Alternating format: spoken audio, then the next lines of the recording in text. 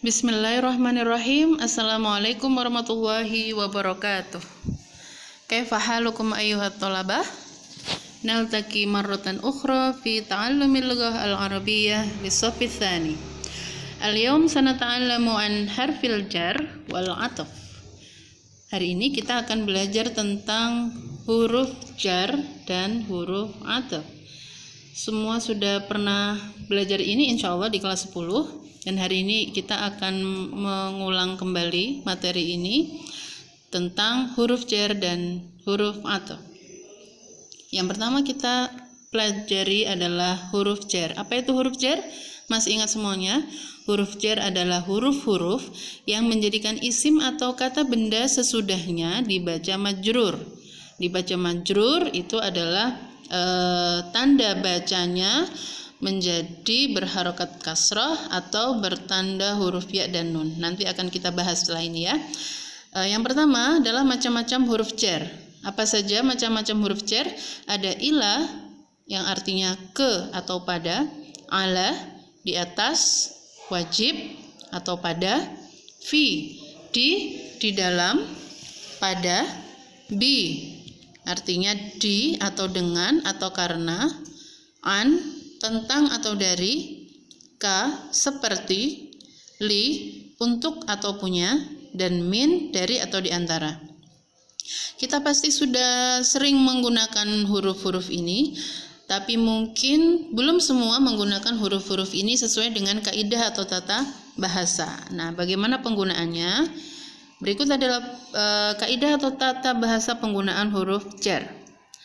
Nah, isim atau kata benda yang berada sesudah huruf jar dinamakan isim majrur dengan tanda baca sebagai berikut. Kita tahu bahwa penggunaan huruf jar pasti tidak akan sendiri. Dia pasti akan bergandengan dengan kata benda atau isim yang lain, ya.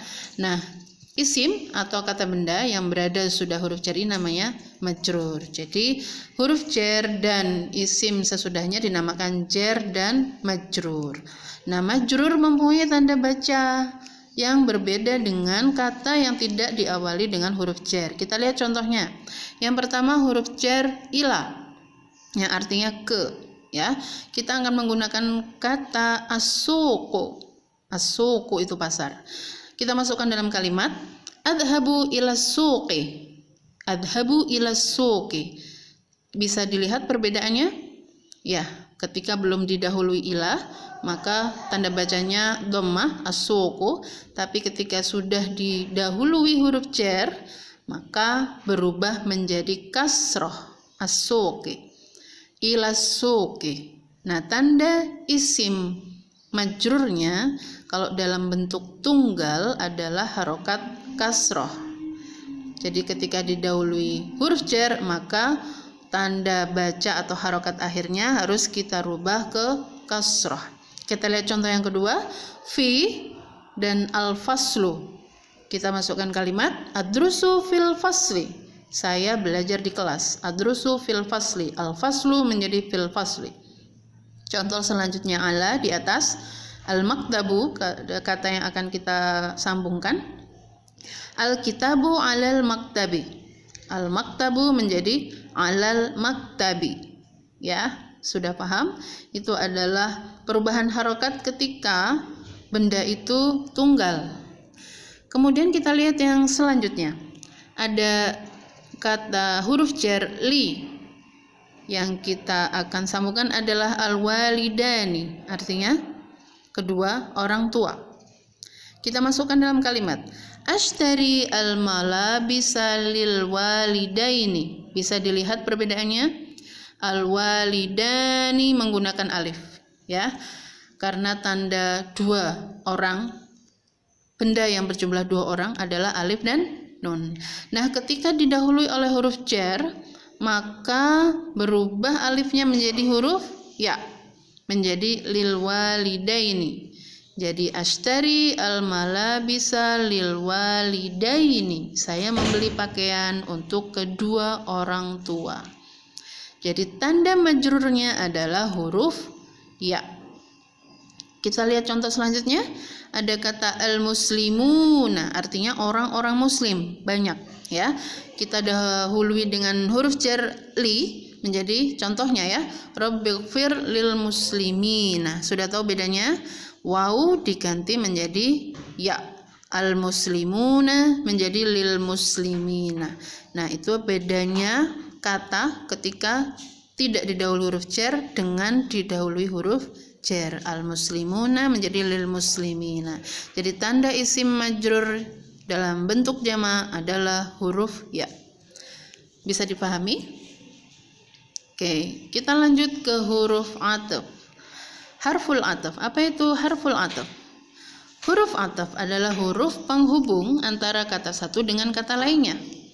Ini juga selalu kita gunakan dalam membuat kalimat dalam berbahasa Arab maupun bahasa yang lain ya. Huruf ataf ada apa saja? Ada wa, fa, thumma, au, bal, lakin, hatta, dan la. Wa itu dan, fa lalu atau kemudian, thumma kemudian, au atau bal tetapi, lakin tetapi, hatta sampai atau hingga, la bukan atau tidak. Ya, ini macam-macam huruf ataf. Bagaimana penggunaan huruf atafnya sesuai dengan kaidah tata bahasa?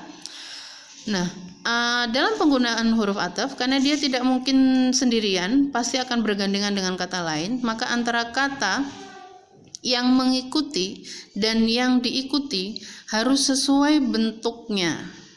Maksudnya seperti apa? Sesuai bentuknya, kita lihat contoh berikut. Ada huruf ataf wa yang akan kita pakai, dan kemudian kata yang akan kita hubungkan adalah al-mudarrisu, at-talibu, al-muwadzafu. Kita masukkan dalam kalimat sekarang. Al-mudarrisu, wat-talibu, wal-muwadzafu fil fasli. Contoh kedua, thumma, kemudian.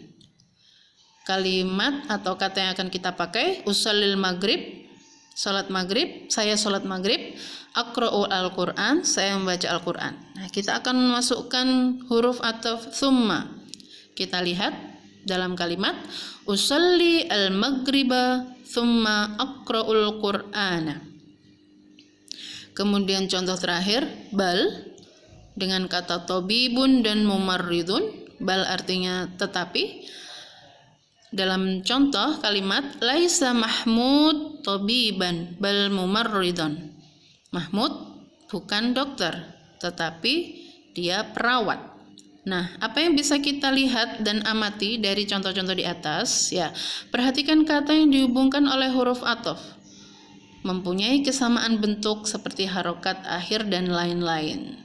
Al-mudarrisu, wat-talibu, wal-muwadzafu. Di contoh pertama ada alif lam, maka yang mengikuti juga ada alif lamnya. Berharokat dhammah, maka yang mengikuti juga harus berharokat dhammah, ya. Antara yang mengikuti dan yang diikuti sama. Contoh yang kedua yang usalli al-maghriba thumma aqra'u. Nah, karena dihubungkan dengan huruf ataf, maka antara usalli dan aqra'u juga sama-sama berdhamir ana atau saya. Maka jangan sampai ada usalli al-maghriba thumma taqra'u, karena tidak sesuai. Saya sholat kemudian sambungannya yang mengikuti adalah Anda membaca. Nah, itu tidak tepat. Maka harus sesuai antara yang mengikuti dan yang diikuti. Kemudian yang terakhir, ketika ada tobiban, karena ini sebagai objek, maka dia dibaca mansub, dibaca a atau an, tobiban, maka yang mengikuti juga harus dibaca a juga. Laisa Mahmud tobiban bal mumarridun. Tidak bisa tobiban bal mumarridun. Itu tidak sesuai kaidah, ya. Jadi harus sama antara sebelum dan sesudah huruf ataf. Nah, ini adalah penjelasan tentang huruf jar dan huruf ataf, bisa difahami. Nah, sebelum berakhir, ayo kita belajar menggunakan huruf ataf dan huruf jar. Di sini ada pilihan fi, an, bi, wa, dan lakin. Kita lihat yang pertama, aktubu nuktah-nuktah al-qalam. Nah, kolamnya belum ada harokat akhirnya. Sekarang kita lihat yang mana jawabannya. Aktubu, saya menulis. nukta-nukta al-qalam. Ya, jawabannya adalah B. Ini nomor 1 ya. Jawabannya adalah B. Aktubu bil qalami. Yang mana? Apa harokat akhir qalam? I, betul. Aktubu bil qalami. Kenapa dibaca mi? Karena ada huruf jar B. Oke. Ini jawaban nomor 1. Kemudian yang kedua, yashtari Hasan ad-dawa'a nukta-nukta as-saidaliyah. Hasan membeli obat apotik. Jawabannya apa? Iya, V. Saidaliyah dibaca apa? Dibaca T, betul sekali ya. Yashtari Hasan ad-dawa'a fis saidaliyati. Yang ketiga, taqra'u Fatimah al-kitabah al-fiqhi. Apa yang tepat? An. Iya, betul. Fatimah membaca buku tentang fikih. Ini yang nomor 3. Ya. Kemudian yang nomor 4. Ana aqra'u nukta-nukta aktubu ad-darsa fil ghurfati. Kira-kira apa yang akan kita pakai ini, huruf jar atau huruf ataf? Ya, jawabannya adalah apa? Wa. Ya, ana aqra'u wa aktubu ad-darsa. Saya membaca dan menulis pelajaran di kamar. Ini jawaban nomor 4. Kemudian yang terakhir, la ashrabul aqrasa nukta-nukta al-hubub. Saya tidak minum tablet pil. Jawabannya terakhir ya, lakin tetapi. Nah, jadi karena ini ada al-aqrasa, maka yang mengikuti juga harus pakai al-hubub. Dibaca apa? Ba, bi, bu. Dibaca ba, karena al-aqrasa dibaca fathah, maka kita tinggal mengikuti saja. Lakin al-hububa. Bisa dipahami ya. Kemudian kita lanjutkan untuk yang selanjutnya ini. Oh, sudah ya. Jadi ini adalah latihan kita tentang huruf jar dan ataf. Semoga bisa dipahami dengan baik dan bisa diaplikasikan ya dalam penggunaan bahasa Arab dengan baik dan benar. Syukran, ma'an najah. Wassalamualaikum warahmatullahi wabarakatuh.